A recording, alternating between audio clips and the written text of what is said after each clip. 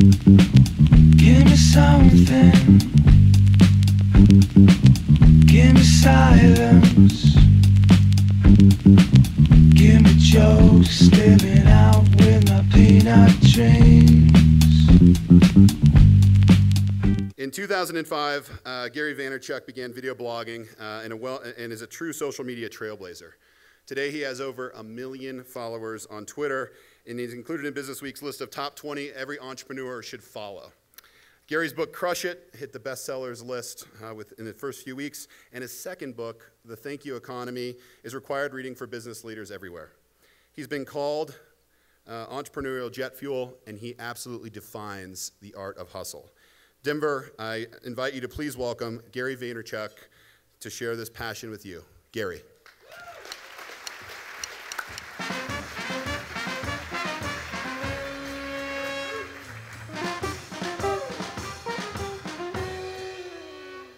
Hello, Denver. Shit, I'm excited. I want to climb this Silicon Mountain we hear about. I'm really fucking excited about that. First of all, I have 980,000 followers on Twitter. I don't want to bullshit the stats, but I appreciate it. I'm gonna actually assume a lot of you don't know who I am. That's where I'm gonna go with this. How many people here, by show of hands, have no clue who I am? Please raise it high. That fucking hurt. Shit. I didn't mean 80%. All right, I'm gonna take like 90 seconds. Normally I have an hour keynote, so I'm gonna give you a very short version of who I am to create context to the things I'm gonna talk about, because very honestly, this is a very exciting event for me. I get to speak quite a bit, but knowing that I'm at an event that I know is going to be a major event going forward, there's something just special about being a keynote speaker at the first one that you know you come back in 10 years and it's 4,000 times bigger. So I was born in Belarus in the former Soviet Union.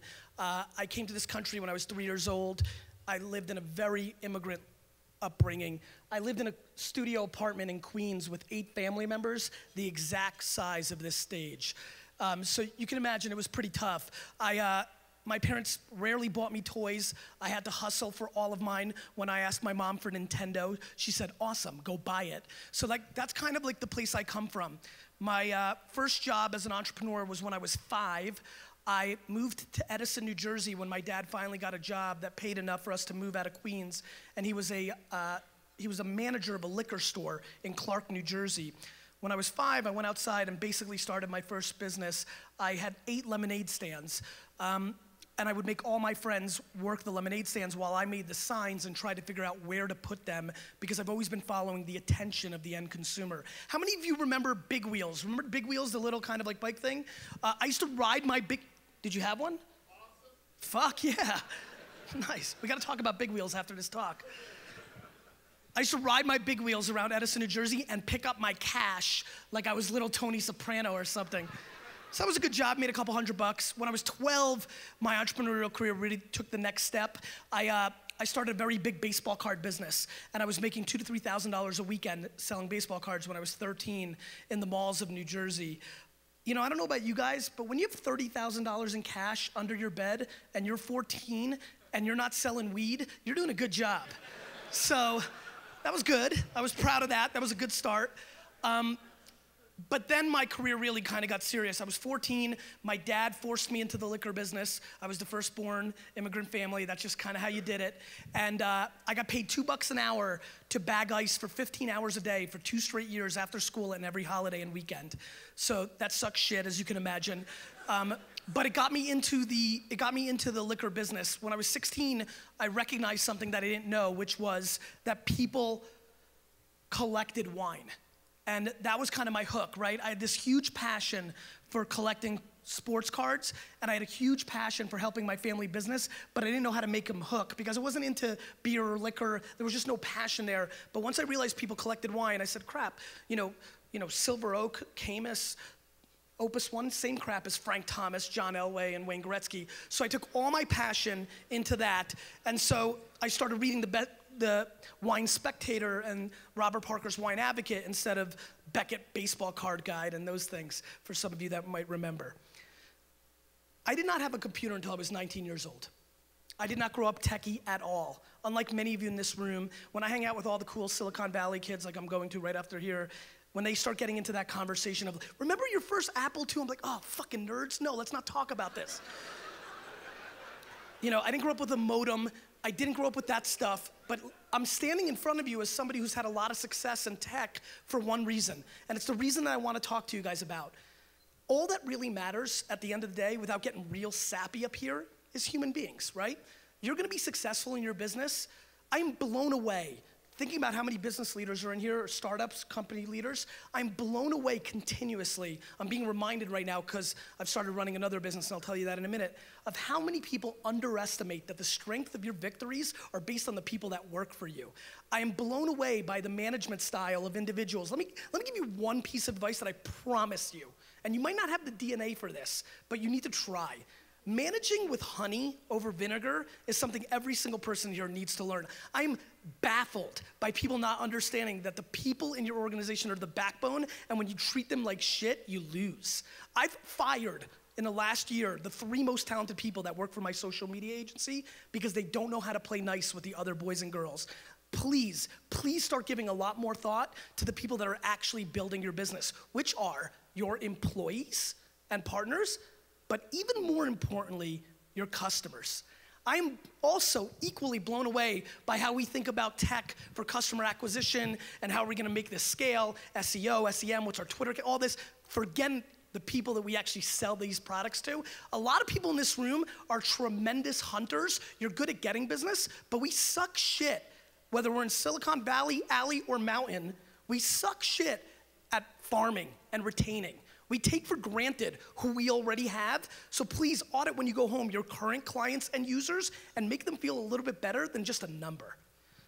I didn't grow up in tech at all. The first time I even saw a computer in action, I was already a freshman in college. I was playing Madden 94, dominating by the way, and my friend came in and said, come here, you have to come and see this. I will never forget this moment. He was sitting at his computer, and it was the first time that I ever heard remember that shit? AOL, $3 a minute for some of you youngsters. Paying $3 a minute to get on the internet. Those guys were fucking thieves. Anyway, he signs on. He looks up at me. I will never forget this face. I will never forget my friend Joe's face sitting right below me. He looks at me and he goes, we can get chicks on this thing. So he went in and did age, sex, location. Some of you remember. And it took me about 30 seconds and said, holy crap, I can sell stuff on this. And it was the first time that I ever thought, I don't need to open up 800 liquor stores. I don't need to come to Colorado and compete against Apple Jacks, right? And Chicago at Sam's and all that. That's what I was gonna do. That's what I was gonna do. I was gonna build the biggest liquor, wine, retail company in the world. And it was the first time I said, can I do it through this? And so the reason I've been relevant and the reason I have 980,000 followers on Twitter is because intuitively, I pay attention and think about the things that you're gonna do that you think you're not gonna do. How many people here, honestly, now remember, lying is the devil. How many people here, honestly, and no half-ass hand, I had a 4 a.m. wake-up call, so don't fuck with me, go like this. How many people here, 4 or 5 years ago, maybe 3, said the following to themselves or in their head? Did you say the following out loud or to yourselves? Please raise your hand if you did. This statement, I'm not getting on Facebook. Why would I ever need a Facebook account? That's for the kids. Raise your hand, don't lie, I'm waiting. Excellent, got about 30, 40%. Just curious, of the ones who did, how many of you are now on Facebook? Raise your hand. Just curious actually, which is almost everybody, just curious, who here is not on Facebook? Actually, if you're not on Facebook, just because I want to show the room, if you do not have a Facebook account, please stand up real quick. It's good for blood circulation. Just stand up for a second. Thank you for turning on the lights. Guys, let's clap it up for these people. They're fighting the machine. Good shit. Great job. Good stuff. Respect. By the way, your horse is waiting for you outside after this keynote. Just saying.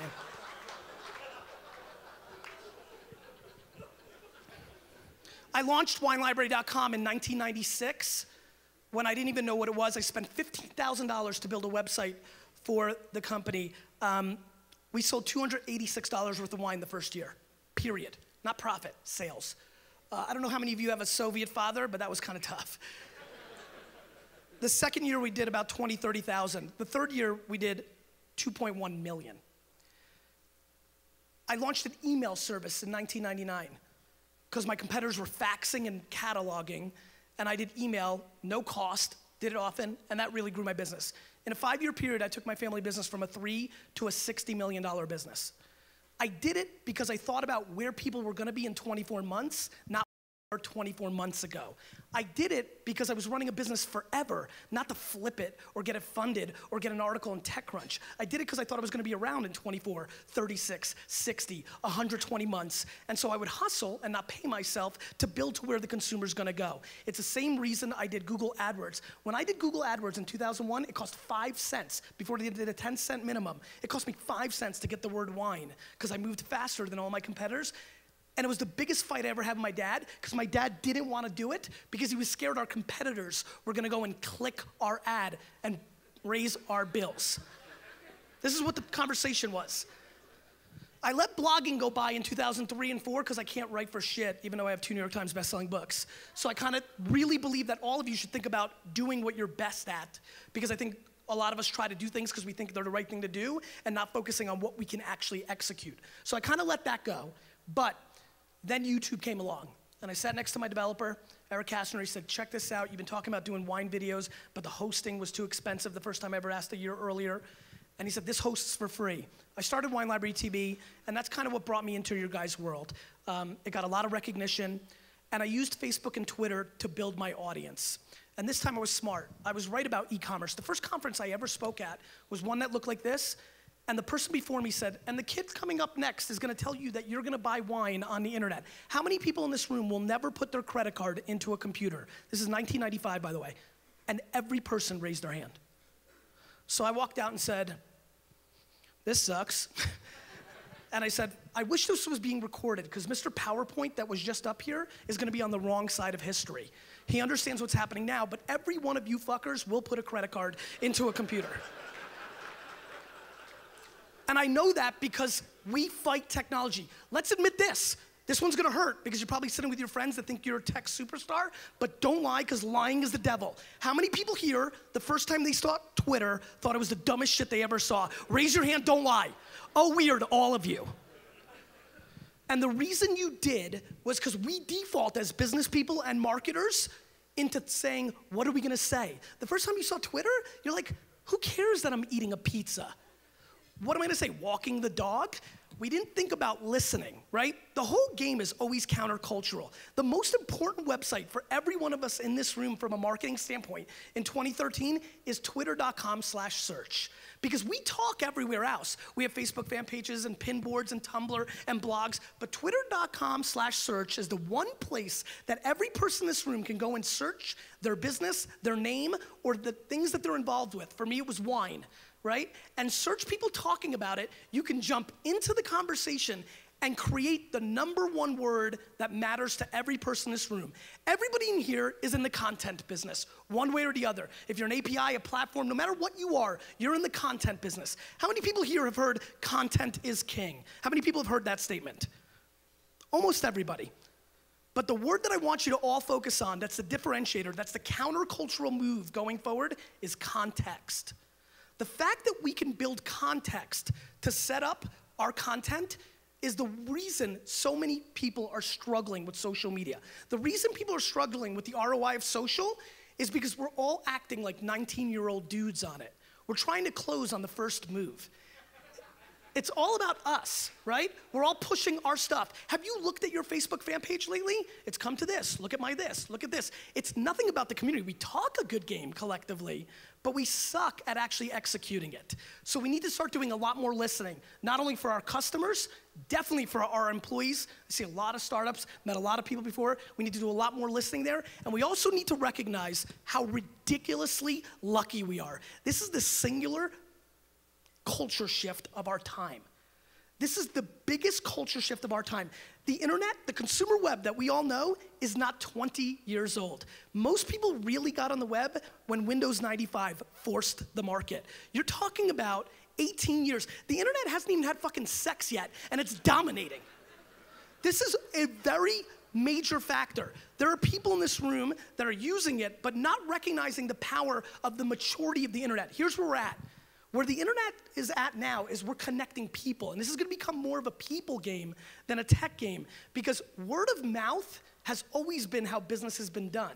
And now with the platforms that we all have, we have word of mouth on steroids. We have an ability to create context with end users at scale, but nobody wants to do it because everybody wants to do something scalable. It feels better to do an algorithm. It feels better to do an ad buy. Let me talk to you guys about this. Let me paint a real picture of it. Because the one thing I know standing up here more than the sun comes up tomorrow, as a proud one myself, is that marketers and business people ruin everything. It's what we do. And we're about to ruin social over the next 5 to 7 years, which is why it's so important you get the value of it over the next 3 to 4. Do you guys remember Groupon and Living Social and that whole stuff? How many people in this room have ever signed up for Guild Group, Groupon, Living Social? How many people here have used a deal of the day email service? Please raise your hand. I'm just trying to get context. Okay? Most people. Do you remember 3 years ago how much you loved it? Do you remember how you couldn't wait to get a $50 fucking spa treatment for $25? Do you remember how it was the best day of your life when you got $80 worth of sushi for $40? We love them. Just curious, how do you guys like those services now? You hate them. You hate them because they pounded you into an oblivion, they spammed you until you couldn't care, and now you don't care if they're giving you $1 million home for $100. You're like, spam, delete, fuck this. Same thing with email. 15 years ago, 18 years ago, you know how much we loved email? I know this is a mix of a young and an older crowd. For some of the people that are a little older, when email came out, I was like, holy shit, I have to send as many emails as possible because they're gonna charge for this. I'm never gonna write another letter in my life. How's the post office gonna stay in business? Subsidies, who knew? But, you know, I've never written a letter. But now, we loved email. We made movies about it. You've got mail, we loved it. How do you guys like email now? You hate it. We got pounded. Do you know how open rates have collapsed for marketing? Do you know banner ads 12 years ago, the kind of rates they were getting clicked through, now they're 0.1. We are ruining everything step by step because it's how we do business. And right now, we have this moment in time where the consumers are willing for you to engage with them and create context to buy permission for you to then market. And the thing that we don't understand as businesses is the whole setup. I'm writing a new book called Jab, Jab, Jab, Jab, Jab, Jab, Jab, Right Hook. And it's the thesis of this. People aren't putting in the effort. People always look at me and said, how did you get so many fans? Easy, I spent 15 hours a day on Samize.com, which was twitter.com/search before they bought it. And I searched Pinot Grigio and Bordeaux and Merlot, and I engaged with people at scale. Do you know how sickening it is to answer what wine goes with fish 48,000 times? But I did it. And by the way, it's not Pinot Grigio. Stop drinking that shit.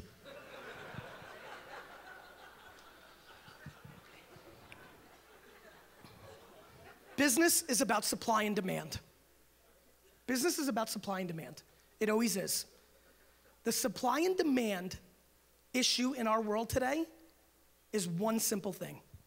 The thing that's the most limited in supply is effort and caring and giving a crap. You know why? We're busy. It's a 24/7 world, right?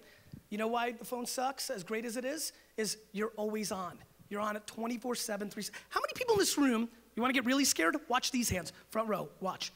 How many people in this room, within every 24-hour window, every 24 hours, including while you're sleeping, are always within arm's reach of their telephone? Raise them. Everybody. That phone is the robot that we were all promised, but it doesn't clean your fucking room. Remember that in the 80s? I was so pumped. Anyway, we're on 24/7. We're better. It's nice to see the world become better in both sexes. Men, I think, are doing a better job with work-life balance. Women are getting better and better opportunities. It's awesome, but we're busy because of it, and we're always on. And so giving somebody your effort is harder than ever. And then you have really smart people that are building amazing tech companies, but they're smart about it, and they're looking for efficiencies and scale. This creates a severe, massive supply and demand issue with giving a crap. And I promise you that if you audit your business, if you go home from this and you think about all the stuff that's going awesome in Silicon Mountain, and you go home and look yourself in the mirror and realize that you're doing dumb shit, that if you took 25% of the dumb shit that you're doing, wasting time on doing something, and you take that 25% and you allocate that to human beings within your world, your employees and your end customer, your business will look totally different. We ran an A/B test for WineLibrary.com where we call people after they place an order. Bless you, dude. Where we call people after they place an order and we say thank you, and that's it. Thank you. Thank you for placing an order at WineLibrary.com. I hope you have a great day. Jersey, what's that?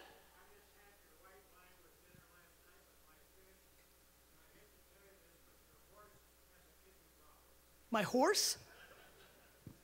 I'm gonna talk to you after this, sir. I didn't catch it. My horse has a kidney problem? Okay, I'm gonna move on, but I'm excited to talk to that gentleman. So we call people and say, thank you. And we've A/B tested all the people that we've called. And Jersey's a very funny state. It's one of the few states in the country that you can record a phone conversation. I wonder why. And so I listen to these calls when we call customers, and you can literally hear them waiting for the other shoe to drop, for you to say, oh, and we'll give you free shipping on your next order, or, and if you buy one more bottle. And that's all we do. Thank you. We appreciate. We're trying to scale effort. We've A/B tested first-time customers that we call versus ones we don't, and the ones we've called with nothing else are 80% higher volume in their purchasing. And their lifetime value is 400% longer, just by giving some form of effort. The other thing we've started doing is we're mapping on a CRM level the individual customers on the social web. And we're watching what they do. And we've started buying things for them as thank yous based on their interest graph, not based on what they buy from us. So yes, we know you buy Bordeaux and Pinot Noir, but now we're understanding that you're a Broncos fan, and we may send you a jersey signed by your favorite player, which starts creating much bigger context for the relationship. Guys, listen, you've got a ridiculous panel coming up here, and I could have went in a very different direction, but I thought long and hard about who's really here. The energy, and the mayor set the tone, the energy here is pretty substantial. And there's a lot of places that are doing a lot of great things, but I promise you, whether it's SF, New York, or anywhere else, the number one thing that is happening in our tech industry is that we have a lot of smart people, math-based, science-based, really smart. We're doing tons of great things. Everything's really awesome, but I'm telling you, we're discounting the humans in our circle. We're discounting them. Thank you. We're discounting them. We are. I'm stunned on how people look at their employees as numbers and their customers as numbers. We're not putting enough effort, and I'm telling you, if you want to win in business, see, I'm not a startup person that like wrote a blog for a little while and then went for funding and have a business now. I've built businesses, family businesses, where every one of your customers was, you died for them, because if you lost them, you were gonna be hurt. We are taking for granted the scale of the internet, that's what it's doing for us, and we're not understanding that these companies can grow very quickly and die very quickly because we're not building emotional relationships with our customer base and our employees, because we're just taking the scale for granted. We need to start as a whole, and if Denver wants to innovate, let's make this place the place that starts innovating on not just customer service, but employee service. Really start caring about the human beings that touch your suppliers, everybody, because that eco chain, I promise you, if you have any interest in building a business that lasts for 20 or 30 years instead of 20 or 30 months, that is the X factor. Those are the individuals that are gonna drive you to that success. We have to stop taking them for granted, and most importantly, we have to audit, because I'm practical. I know this is very Mother Teresa and let's hug and make out and all that, but I'm telling you right now, it has to be very practical. You're busy as shit. I get it. You taking time to like, I sit with my employees coast to coast. I have 200 right now, 10 minutes a piece. You know, how are you doing? That takes time away from me selling and making more. I get it, but it's the glue. It's the foundation. Caring about the end user has never been the wrong thing. As we all go more Jetsons, the people in this room that act like the Flintstones are gonna win. Thank you.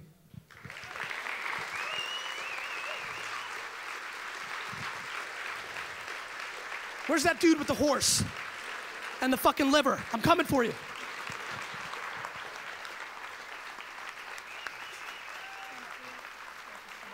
Great job. Great job. Thank you so much. Thank you. Take doubles up on that. Cheers.